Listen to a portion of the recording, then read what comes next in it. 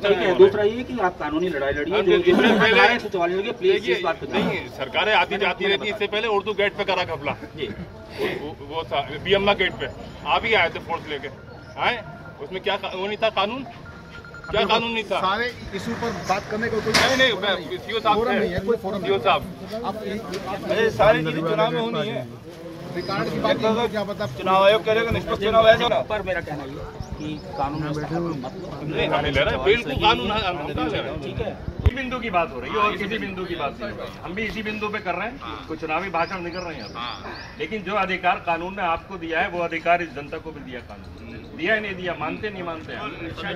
आपने ये कहा कि जो यूनानी अस्पताल का था वो हमने पोर्शन खाली करा लिया है, आपने यूनानी अस्पताल का पोर्शन खाली करने के लिए किसी को नोटिस दिया? यूनानी हॉस्पिटल को खाली कराने के लिए नोटिस किसको देना है? अगर किसी के कब्जे में कार्यवाही पूरी करने की जो है वो कार्यवाही हमने से पूरे, इसके अलावा क्या कार्यवाही किया वो उसमें ये नाजायज, अगर आप अपनी कहोगे हमारी नहीं, जिसको देना है जो पूछना है वो आकर के वहाँ पूछेगा, उसका जो आना होगा। अगर आपकी नजर, अरे आप जनता की चीज जनता के लिए दे दिया ना हमने, आपकी नजर में कोई नाजायज कब्जा है, आप जो कब्जा इसके अलावा कार्यवाही जो हमने किया है, विधिक कार्यवाही किया, हमारे सब रिकॉर्ड में है। आप जो करेंगे विधिक, आप जो करेंगे विधिक हो गया। नहीं, हम विधिक ही करते हैं, आप विधिक तो करते ही नहीं है। नहीं ऐसा आप तो इतना अविधिक कर रहे हैं कि तारीख में कभी नहीं हुआ। आप विधिक करते ही नहीं है, विधिक करते हैं। आपकी नजर में अगर स्कूल ने यूनानी दवाखाने के किसी कमरे पर कब्जा किया था तो मैंने कहा ना आपको, जो विधिक कार्यवाही थी वो हमने कर ली है, क्योंकि डंडा है आपके पास। बिल्कुल नहीं। अरे यार भाई नीचे बैठ जाओ और व्यवस्था के अंतर्गत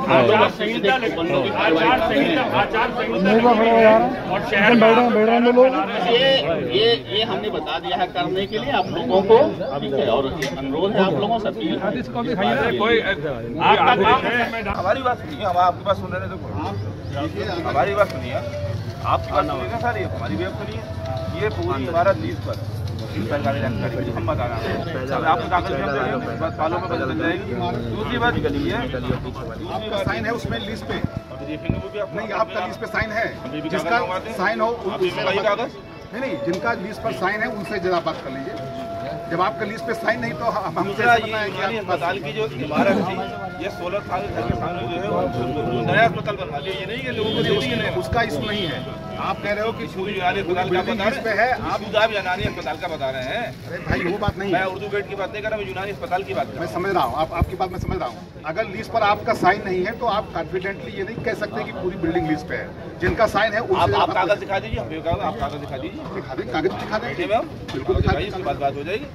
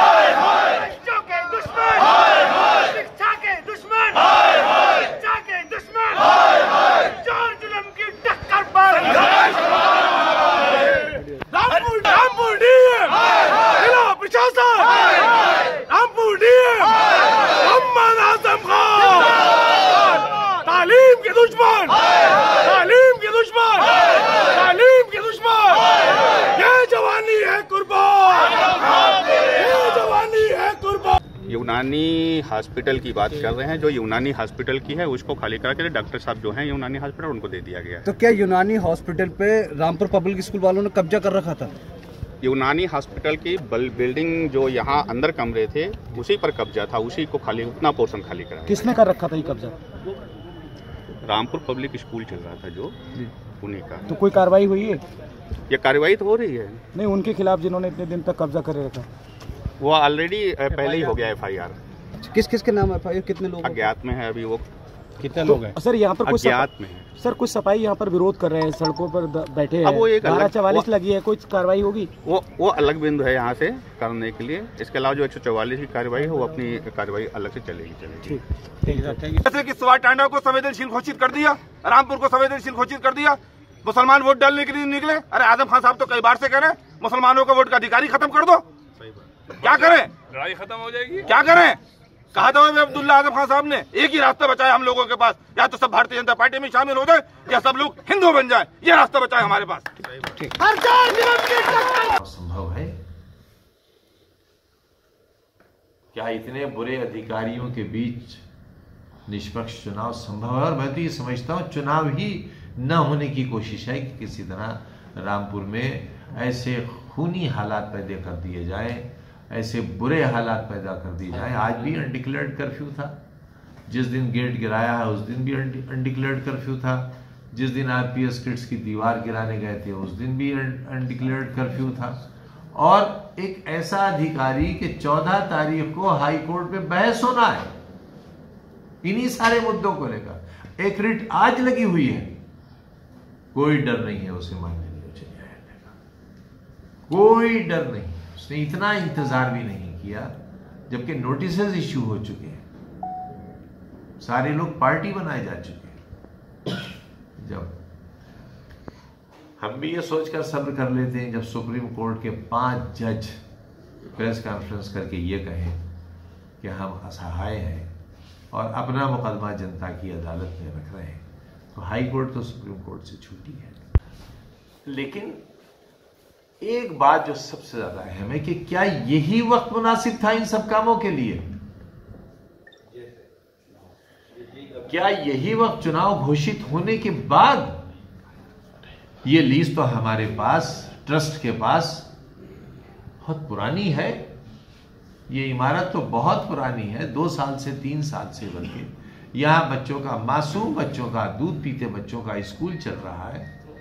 ये कितना अमानवीय काम है, शर्म से डूब के मर जाने की बात है। ये अगर कोई अधिकारी ये समझ रहा है कि उसने बहुत बहादुरी का काम किया है, नहीं, उसने नपुंसकता का काम किया, कायरता का काम किया, क्योंकि उसने यहां के बदचलन अय्याश नेताओं के सामने घुटने टेक दिए हैं।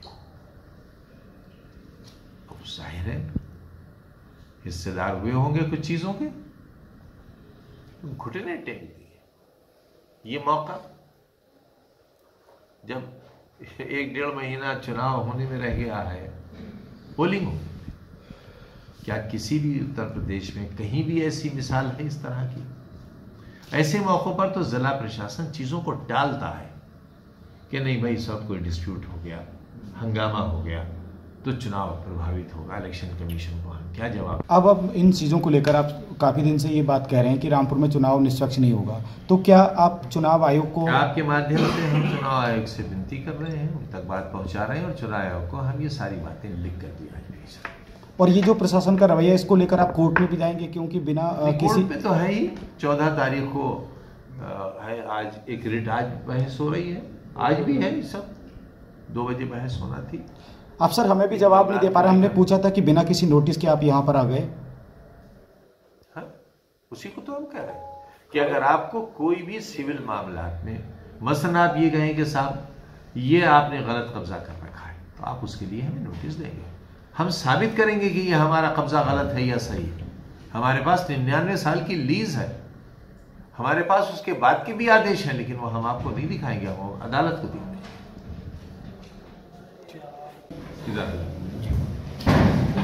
इलेक्शन कमीशन तक इस बात को पहुंचाना चाहते हैं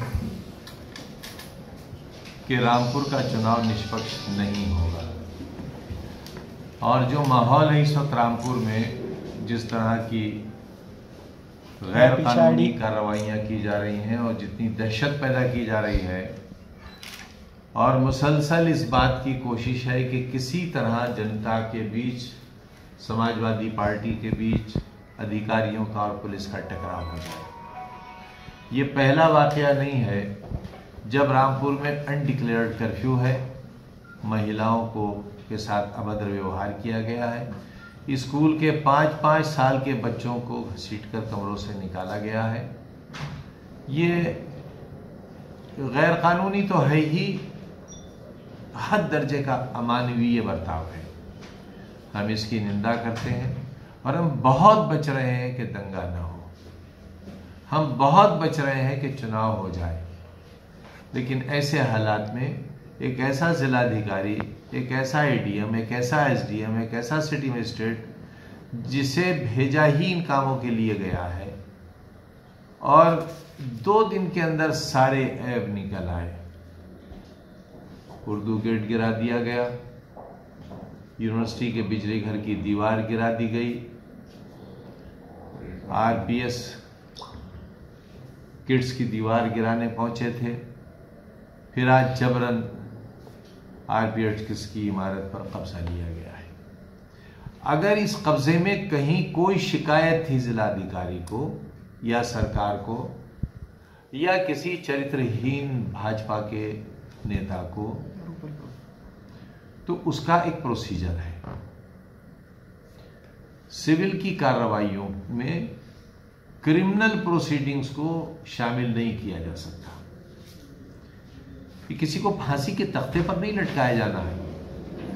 ये एक इमारत का विवाद है जो 99 साल की लीज पर है और सरकार ने दी है। ये कानूनी लीज है।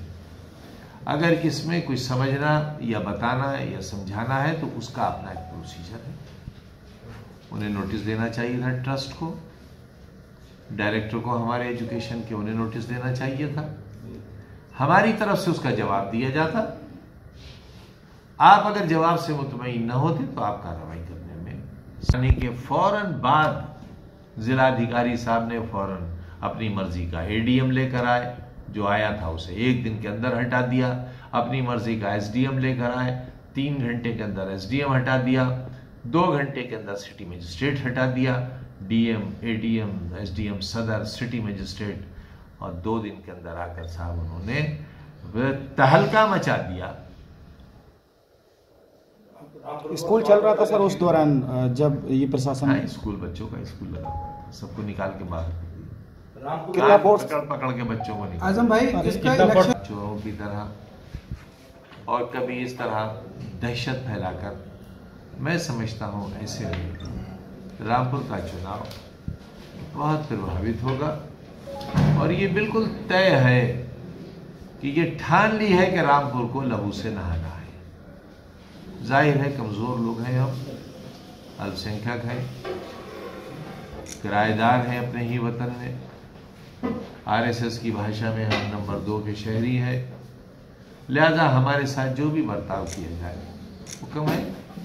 लेकिन जो भी कुछ आज हुआ है, जो भी कुछ उर्दू गेट के मामले में हुआ है, ये सब गैर कानूनी था। पीडब्ल्यूडी ने गेट बनवाया था। पीडब्ल्यूडी से ये कहना कि साहब उसने एनओसी नहीं दिया, सरकार के फैसलों के सब नीचे है। ये पीडब्ल्यूडी के देखने की बात थी कि वो जिस गेट को बना रहा है उसकी एनओसी उसने दी है या नहीं दी है। आरडीए को देखना था। आरडीए ने हाई कोर्ट में कह दिया कि हमसे कोई मतलब नहीं, हम इस तरह कार्रवाइयाँ नहीं करते, सिर्फ जिलाधिकारी के लिए किया है। हर चीज़ का एक तरीका होगा। आपको अगर कोई इलीगल चीज़ गिराना भी है तो उसका प्रोसीजर इख्तियार करेंगे। इस तरह नहीं होगा कि आप रात के अंधेरे में जेसीबी, बुलडोजर से जाकर किसी करोड़ों रुपए की इमारत को, जनता के धन को इस तरह से गिरा देंगे सिर्फ इसलिए कि आपको यहाँ भारतीय जनता पार्टी का चुनाव जिताना है। अगर ये अफसरान इसीलिए भेजे गए तो इलेक्शन कमीशन खुद कह दे हमसे कि समाजवादी पार्टी या गठबंधन का कैंडिडेट यहाँ से नहीं खड़ा होगा, भारतीय जनता पार्टी को जीतना है तो बिला मुकाबला जीत जाए। लेकिन ऐसे दहशत के माहौल में और ऐसे पक्षपात के माहौल में न चुनाव का लड़ना संभव है और न चुनाव का निष्पक्ष होना संभव है।